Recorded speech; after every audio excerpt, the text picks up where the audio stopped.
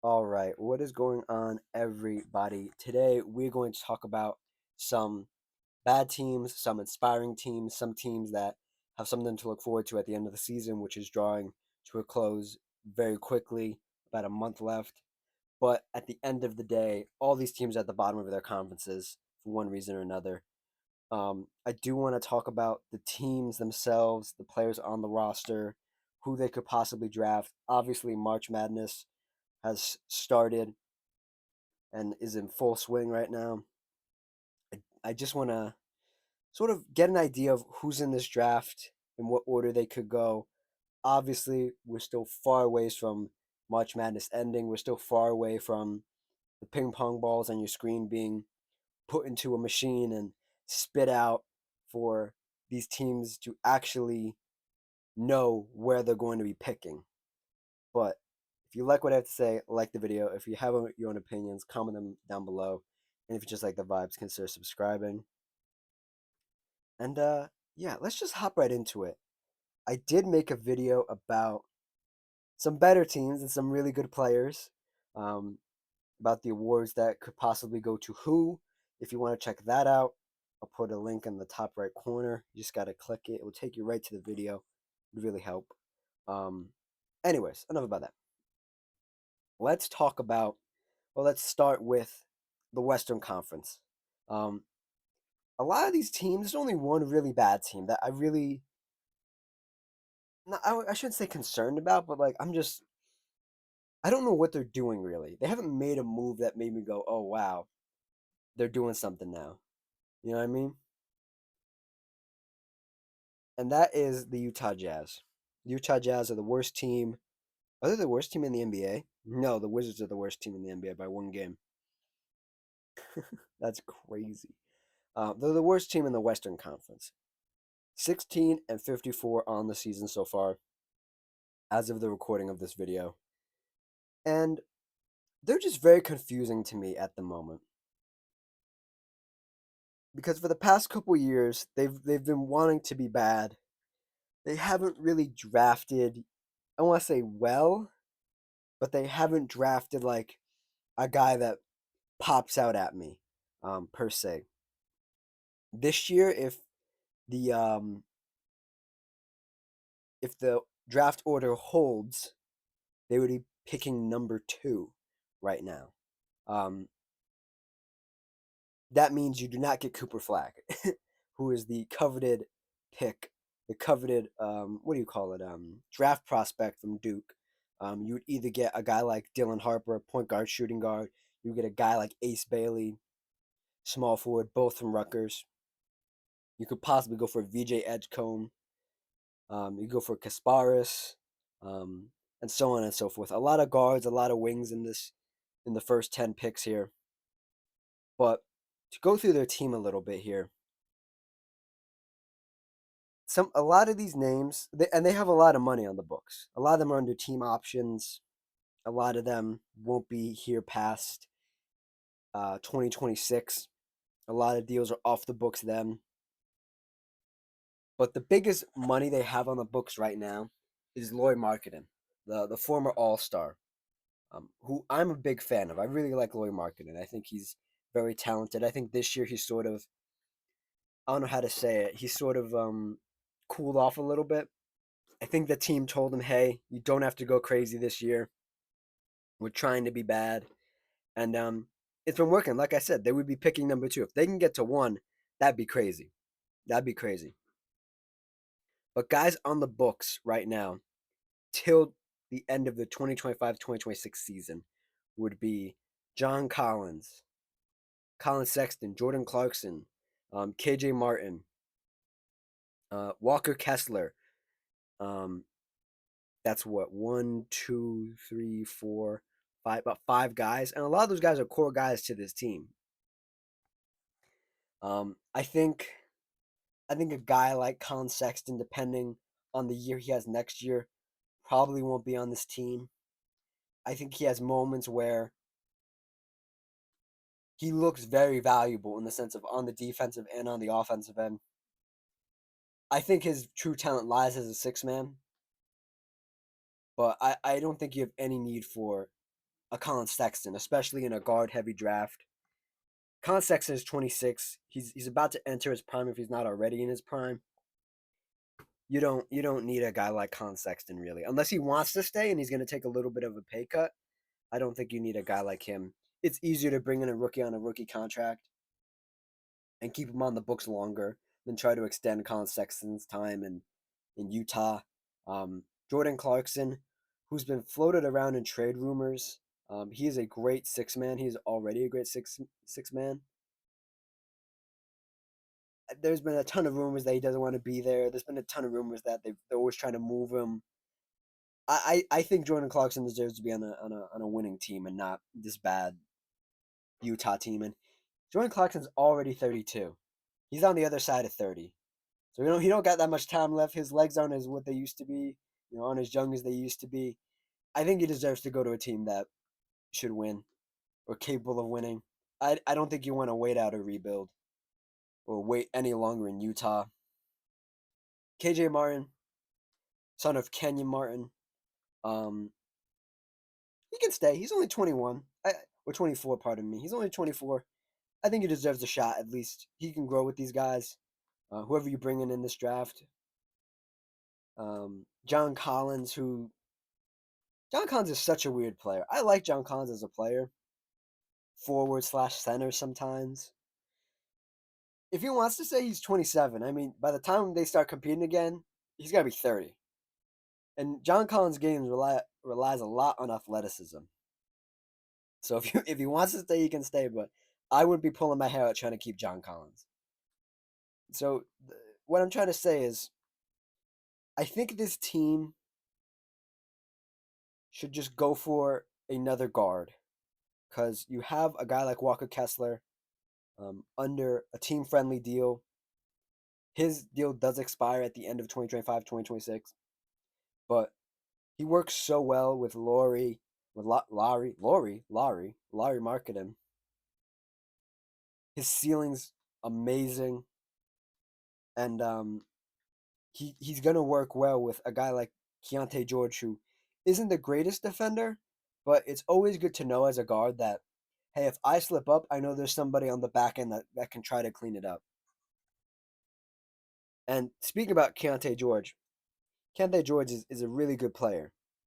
I don't know what his true position is, whether it's point guard or shooting guard. He's only 21. If I go look at this draft, I don't see a real point guard in the top five, particularly. Dylan Harper is more of a get to the basket. His three ball needs to be a little bit better.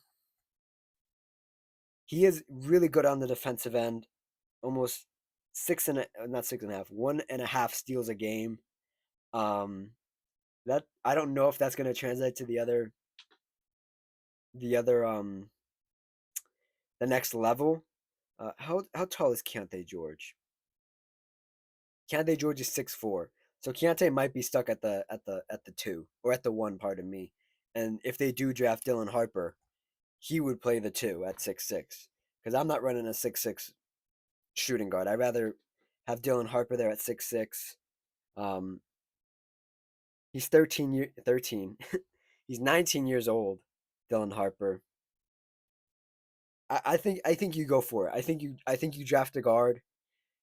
I think you have a lot of opportunity to get a lot of this money off the books.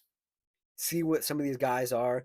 A lot of these guys, Taylor Hendricks, Cody Williams, Keontae George himself, Bryce Sensabaugh, Isaiah Collier, are on they have team options at the end of these deals in 2026, 2027.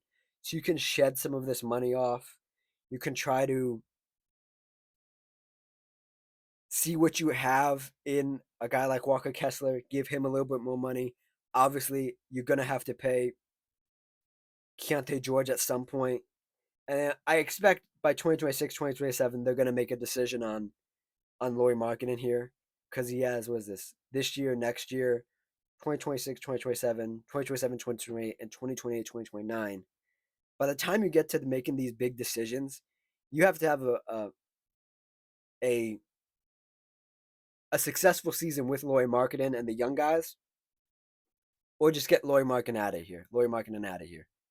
Because you don't need 49 million and 53 million on the books the last 2 years of his deal. You don't need that. You don't need that on the end of the contract. The next team we're going to talk about, the New Orleans Pelicans, who right now are sitting at the number 4 pick, and Tankathon has them taking BJ Edgecombe, a shooting guard. I think that would be good. I think they need more guard play. I think they need more space, more just everything for Zion. But truth be told, this team has been playing well recently, but they're in hell right now. They are in hell because they have made some decent draft picks. They have tried to put a contending or at least playoff made roster for Zion, and at the time earlier in the year, Brandon Ingram, who was traded midseason.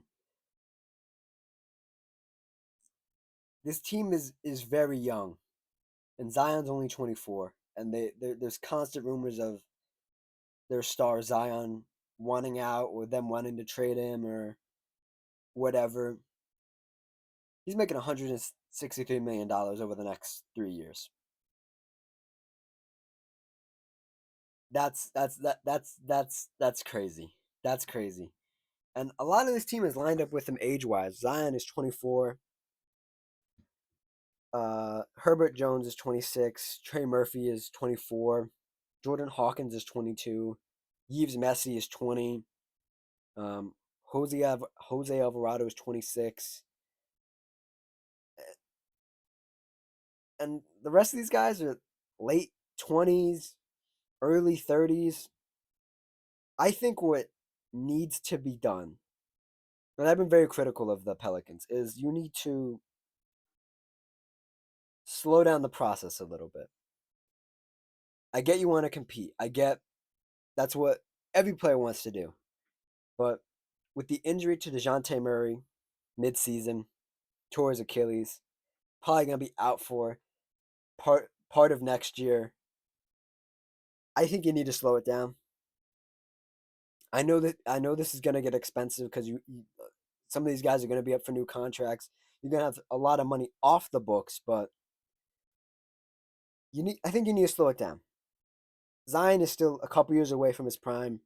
NBA players' prime usually starts around 26, 27. Zion's 24, like I said. That's 2, 3 more years. I'm not saying be bad. I'm just saying don't be the embarrassment that you were this year. You know what I mean? Run a young team. Trade a guy like CJ McCollum, who has 1 year left on his deal next year. That's an easy flip. That's an easy trade to make, either in this offseason or at at midseason next season. And you would clear some money off. Bruce Brown isn't going to come back. He's on the last year of his deal right now. I think you run young. I think you go young. I think everybody wants to compete and everyone wants to do this. I think the smartest thing to do right now for the Pelicans is to wait, because the top of the West, or the most competitive teams in the West, are either very young or a little bit older. Now, when I say that, I'm saying Steph Curry isn't going to be around forever with the Warriors. He's just not. Is that 3 years from now? Is that 4 years from now? Who knows? I don't know. Luka and the Lakers with LeBron. LeBron isn't going to be there forever. He's on his last legs. 2, 3 more years, maybe. There's going to be some room for you to sneak in these next couple years. I just think you need to be ready. You need to run a system. I like their coach a lot. And they just need to slow it down a little bit. I think everybody has put this pressure, including myself, on them that they need to be good right now. I think the win now move isn't there. I, Zion is such a unique player. Um, I think which one? I always get these boys confused. Trey Murphy and Herbert Jones. Herb Jones. One of them is injured right now, and he's done for the season. I don't remember which one. I guess we could find out right now. Is it? Yes, it is Herb Jones. Herb Jones is out for the season with a shoulder injury. So he's done for the season. I think slow the process down a little bit. Take a guy like BJ Edgecombe, take a guy like Trey Johnson.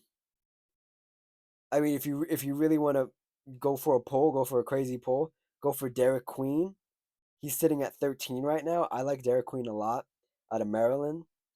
6'10 center. You've never really had a center with Zion. I mean, right now you have Kelly Olynyk, you have Yves Messi. Like, play around a little bit. Take a chance, you know? I think that's good. I think that's what this team is good at doing. Jordan Hawkins was taking a risk. Jose Alvarado taking a risk. You know, they're used to that. Let's move to the next team, San Antonio Spurs. Don't really need to talk about them that much. I've talked about them a little bit. Um, let's see, what are they sitting at right now? Well, the Pelicans are sitting at 19 and 51, and then the Spurs are a little bit above them at 29 and 39. They had a bit better of a start than the Pelicans. Right now, the Spurs are sitting at 9. Oh, geez, I don't know how to say this name. Power forward from Georgia. I'm not going to attempt to say that name. I butcher names all the time. I'm not going to attempt to say that name. I'm sorry. Um, the the the Spurs are looking very good. Their books look very clean. They have no player options. They have either people on long-term deals or a little bit shorter deals, and they have a bunch of team option players. That gives you a lot of room to sign big free agents. That gives you a lot of room to trade pieces, package this pick, trade pieces like Devin Vassell, like Keldon Johnson, like a Harrison Barnes, um, like a Jeremy Sohan, Malachi Branahan, Julian Champagny. I'm not saying they're gonna trade these guys, but I think there's a lot of room to versus there's a lot of room to improve very quickly versus what I said with the Pelicans. I think it's the reverse for the Spurs where they could either take it really slow. I think you wait and see. Well, you really can't wait and see. You have to see how Victor progresses with his deep vein thrombosis. Is he going to be ready next season? Will you have to, or what am I trying to say? Do you have to compete or get right back into the swing of things, or is there going to be a time where Victor's going to miss some games in the beginning of the year and you can play around and you can take a risk on a pick? Um, Again, they're sitting at 9, which is pretty high up there. I think they'd like to get a bit higher, or or you could drop even lower. I mean, again, Derek Queen is down here. Nolan Esungay is down here. Um, Nolan Trayor, he's a point guard though. You don't really need a point guard. Liam McNeely's down here. Uh, like I said, this is a guard heavy draft, so I wouldn't be surprised if they don't take anybody at all and they trade this pick and try to get some talent, some already pre-made talent on this roster. Because you have De'Aaron Fox, you have Victor Wembanyama, like I said, Vassell Johnson. All these guys are relatively the same age. You have old Chris Paul. He's not on the books next year. This is the last year of this deal. I think he signed a 1 year deal anyway. So you have a lot of room to shift and everything. And I think this season was a good progression season for Victor Wembanyama. I think you made the right move in stealing away De'Aaron Fox from the Sacramento Kings, and the runway is very clear right now. It's very, very clear for the Spurs. Um, Next team, the Blazers. I've given the Blazers a lot of praise. I'm looking at their books right now. It's looking very good. It's looking very good. Um, a lot of deals are ending at the end of next year, so they're going to have to make some decisions there. A lot of guys are going to come off the books, like DeAndre Ayton, like Matisse Thybulle, who has a player option, like Robert Williams, who is just constantly injured. I think that's probably the last year of his deal. Nobody's going to sign him again unless they really want to take a risk on an injured center in Robert Williams. And yeah, I mean, you signed Jeremy Grant to that contract when Damian Lillard was still possibly a Blazer. He's making 90, 60, not 69, 96 million for an average player in Jeremy Grant who probably should be like the fourth or third option on a good team. Um, he's 31. Damn, he's 31 already. Wow, wow, that's crazy. Um, I think down the line you have a lot of decisions to make. Obviously, you have Donovan Clingan, who you took last year, who has shown flashes of being a NBA center. He's locked up till 2028 on some team options towards the end. You have a guy like Shaden Sharp. You have a guy like Anthony Simons. You have a guy like where is he? Where's Oh, there he is, Scoot Henderson. You have a guy like Scoot Henderson who you took the year previous to Clingan, um, who's shown flashes as well. And you have a good coach in Chauncey Billups. I think the real question is, what direction do you want to go? Because this team was fun this year. They're bad. I mean, they're sitting at 31 and 39. They were okay this year, but man, you kind of have to pick a direction because you can't keep the guards together. Simons, Henderson, and Sharp can't really keep them together. Right now, they would be picking at 11. They have them taking Noah Esungay. Small forward, power forward, that's probably the way to go. I mean, I think it's just about making decisions. And I don't think you have to make them this year. It's definitely next year, though. That's the year where the money frees up a little bit. You can decline some options on players um, and really move forward because I think this rebuild has been going well. I think last year was a really bad year. If we look at what they did last year, I mean, compared to this year, last year they were 21 and 61. So they've won 10 more games, which is an improvement. Um, but the rebuild's been going on for a little bit now. And I think it's time to start ramping it up again. Try to see what you got in some of these guys.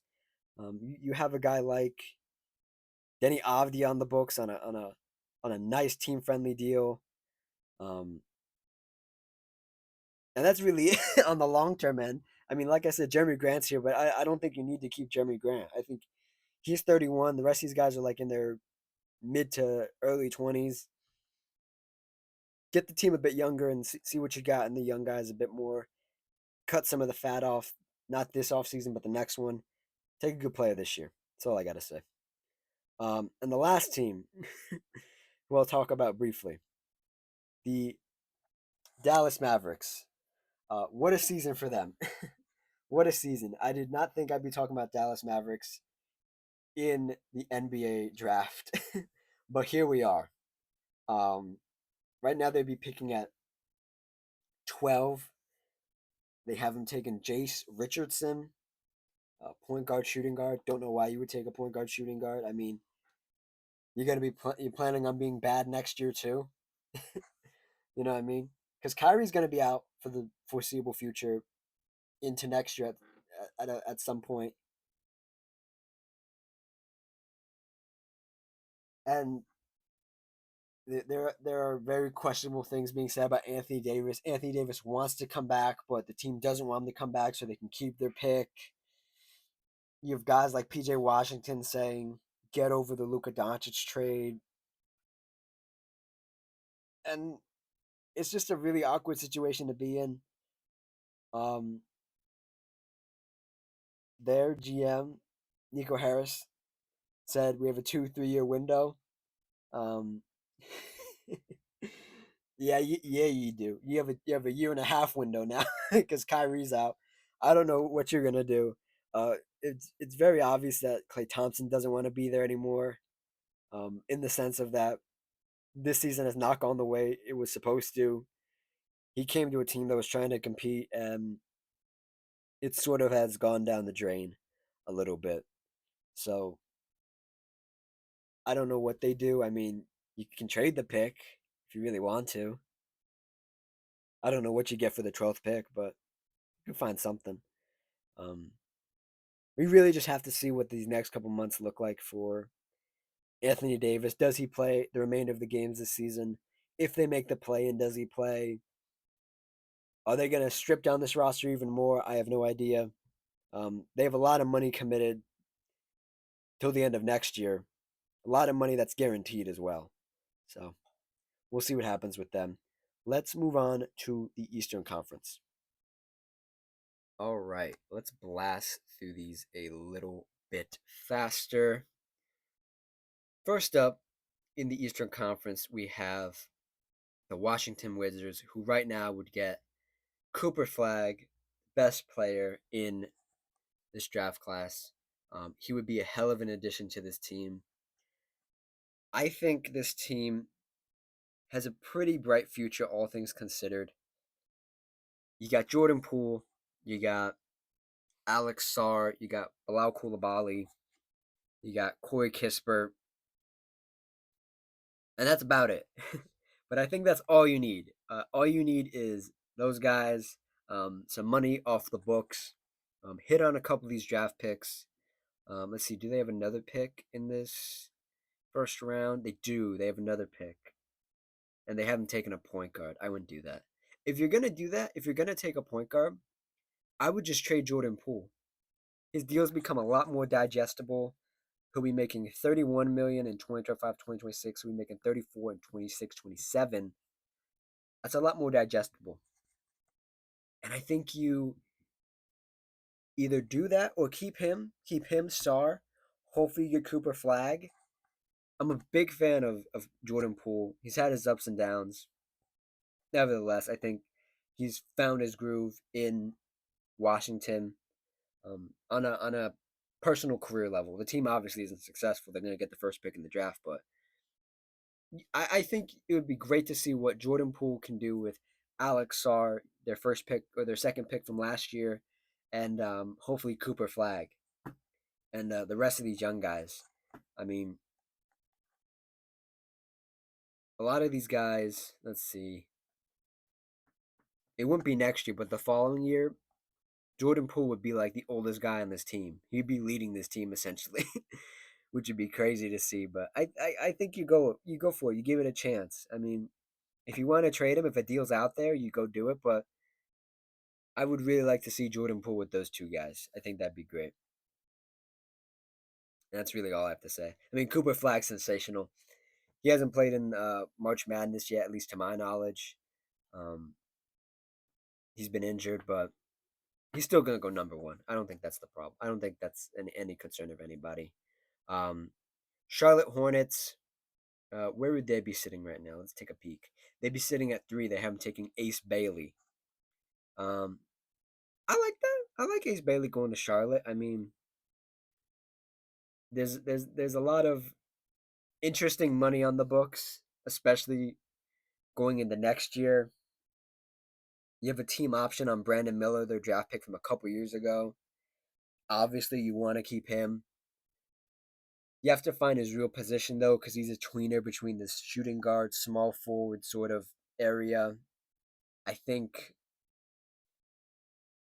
I think he would be good at the two, especially um, if you get Ace Bailey, who's 6'10" already. You could run a super big lineup of LaMelo at the point, um, Miller at the 2, Ace at the 3, and just go really big. I think that would look really good. Um, you need to find a forward that isn't Miles Bridges because Miles Bridges has just fallen off a cliff at age 27. By the time his deal's up, he's going to be 30 or almost 30. I don't think he's getting any better. I think he's reached his ceiling. I think you get off that money either this offseason or midseason next season. Um, I think from everything I've read, Grant Williams for them, he's just cooked. He's done. Um, he's actually like this might be the end of his NBA career, is what I'm hearing, which is crazy because he still has 13 or 14 million left on the books, but they might just buy him out at that point and just free up the money. You have a guy like Josh Green, who I've been very high on since his time at Arizona. Great player, good shooter, good on defense. I think he'd be really good on this team as a sixth man. And you have Tijan Salon, who was also picked last year, I believe. And the rest of these guys are just insignificant, I think. You have Debate down here making 2 million, making not even 2 million. He's making under $1 million this year, and then he gets into the millions. But you have like Seth Curry this year off the books. You have Taj Gibson off the books. You have Trey Mann, who has a team option, off the books.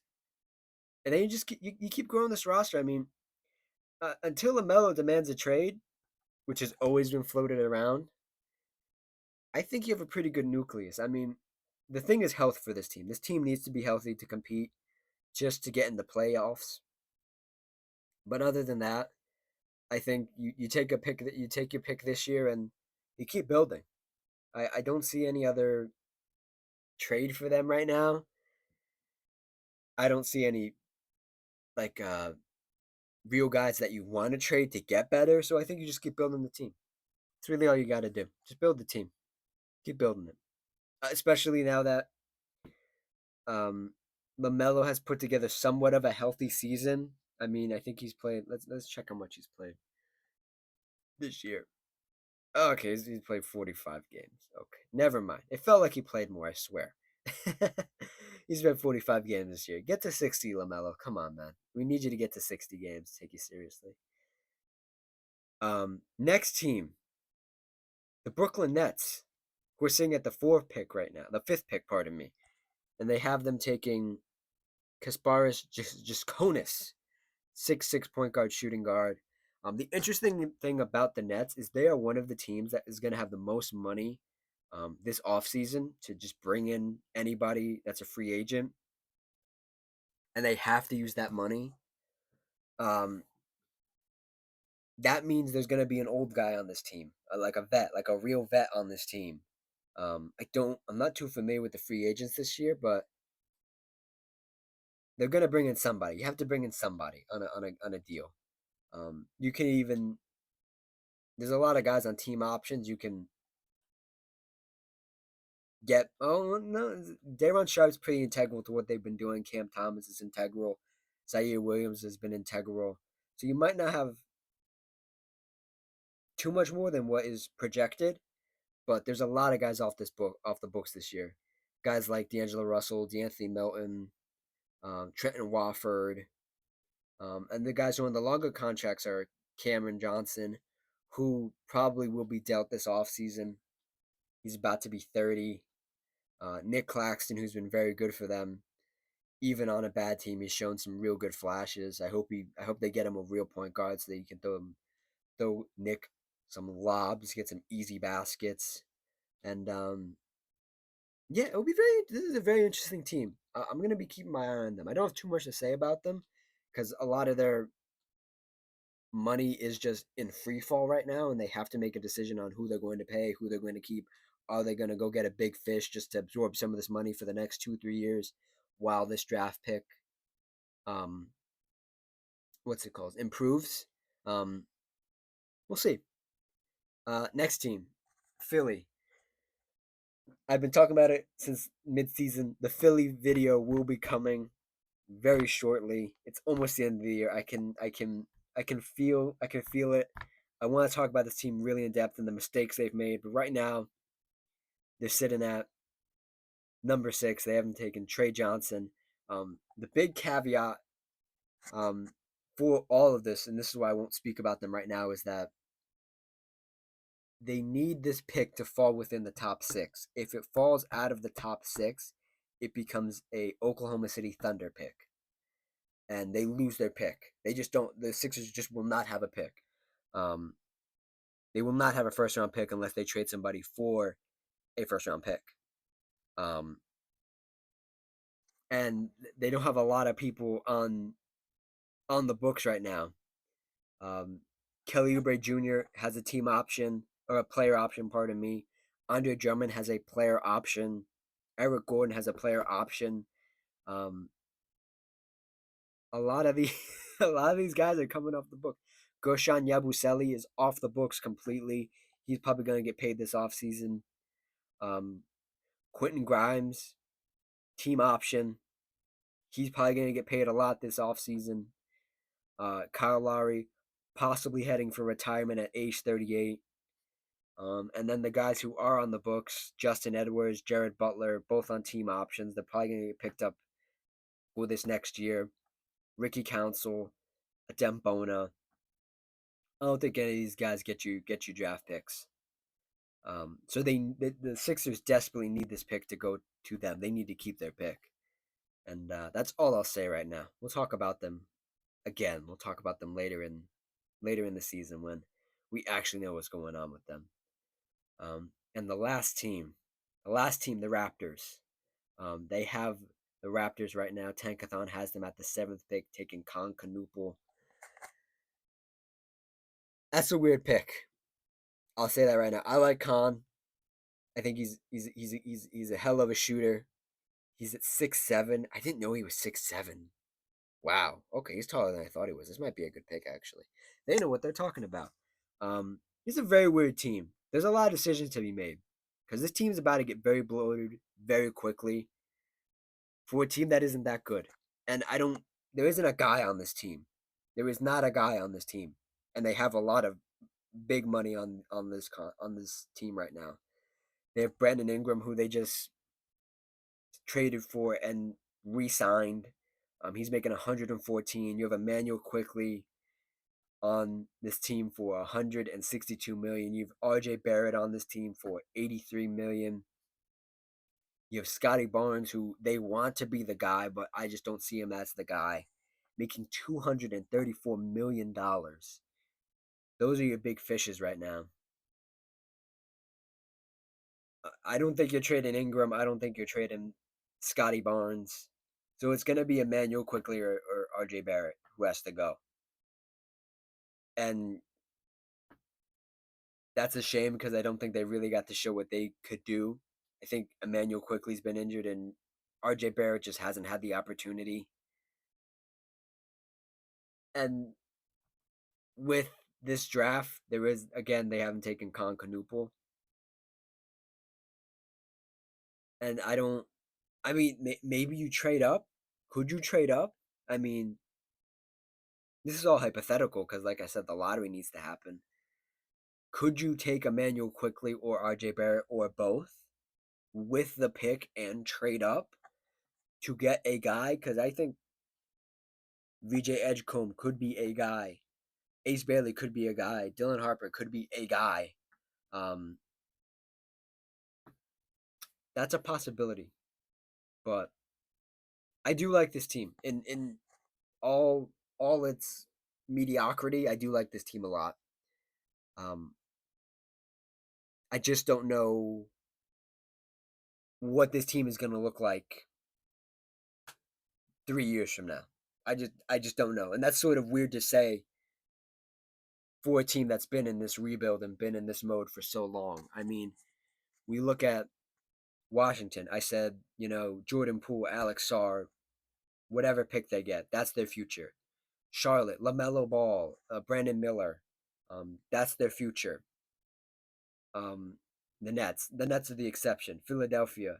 These last couple teams, I don't know what they're going to look like in 3 years. Brooklyn, Philly, and Toronto.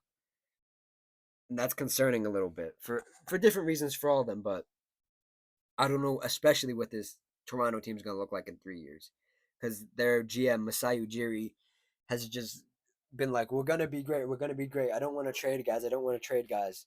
This is the situation you put yourself in when you say, "I don't want to trade guys" when they're at the highest value. When you probably should trade them, you get stuck with Brandon Ingram, who at his best is not a number one. He's a number two, and we're yet to see what Scotty Barnes can do in a winning season. But I don't think he's a number one. He's a number two. and Emmanuel Quickly and RJ Barrett just haven't had the chance to show what they can be after getting traded from the Knicks to Toronto. So yeah, that's it. That's all the teams. A little long, but you guys are getting a weekend video. This is pre-recorded, um, so I hope you guys enjoyed it. Um, like, comment, subscribe, all that good stuff, and I will see you guys on Monday. Cheers.